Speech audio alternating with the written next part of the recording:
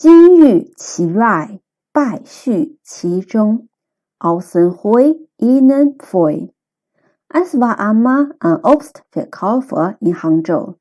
Er war besonders gut in der Lagerung von Orangen und seine Orangen sahen sowohl im Winter als auch im Sommer frisch aus.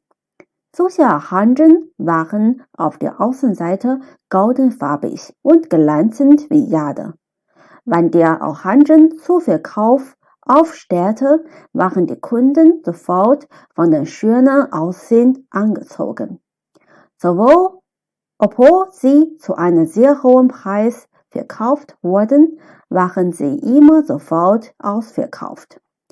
Der Schriftsteller der Geschichte, Liu Bowen, hat auch ein Stück davon gekauft. Aber als er die Orangen aufschnitt, kam ein starker Gestank und das Fruchtfleisch war verdorben. Der Autor ging zurück und beschwerte sich über die Betrügerei. Der Verkäufer lachte und antwortete: Ich verkaufe solche Orangen seit vielen Jahren, aber kaum jemand hat reklamiert. Es gibt überall auf der Welt schlimmere Betrügerei. Warum kritisieren Sie nur mich? Haben Sie sich Gedanken über die Generäle und Beamten gemacht? Sie zählen zur sozialen Oberschicht, profitieren von dem besten materiellen Genuss, sehen sehr imposant und glänzend aus. Aber wenige davon sind dazu kompetent, für die Gesellschaft etwas Nützliches und Positives zu leisten und die politische und gesellschaftliche Unruhe zu beseitigen. Sie sind wie meine Orangen, die aussehen wie Gold und Jade. Außen hui, aber innen pfui. Warum ignorieren Sie das und fokussieren sich nur auf meine Orangen? Gegen das Wort von dem Verkäufer konnte der Autor nicht widersprechen und ging weg. Im Chinesischen benutzt man das Idiom 金玉其外, außen so schön wie Gold und Jade, im Kontext, dass etwas oder eine Person äußerlich schön ist, aber keinen entsprechend inneren Inhalt hat. Sie haben sich sicher auch schon mal auf diese Weise blenden lassen.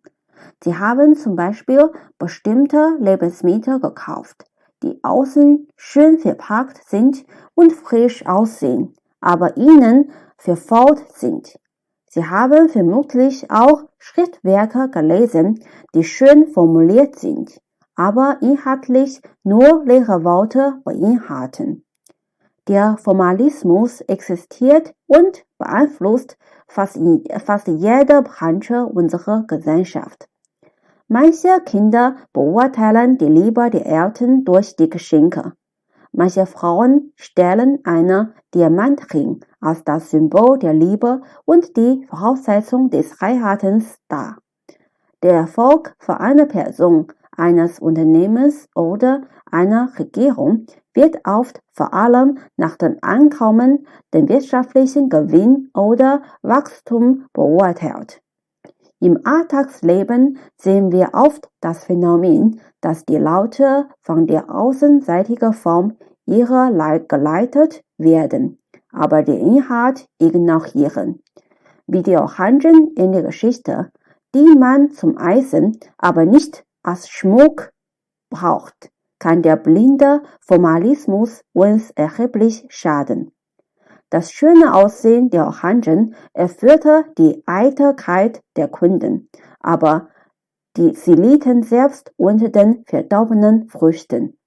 Wir sehen beispielsweise oft eine Frau mit einer teuren Diamantring, die aber unter einer unglücklichen Ehe leidet, oder eine reiche Familie in einer Luxuswohnung, die aber unglücklich lebt.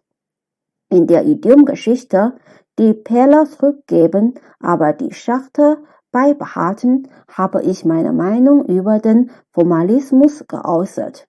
An dieser Stelle möchte ich erweitert betonen, dass das Leben keine Schauspielerei für die anderen ist. Die Form sollte immer auch den Inhalt widerspiegeln. Es ist die falsche Richtung, blind und unvernünftig nach der Form zu streben oder die Form zu verfälschen, um die anderen zu betrügen. Die Entsprechung der Form zu dem Inhalt ist sowohl bei den Gegenständen als auch bei den Menschen wichtig.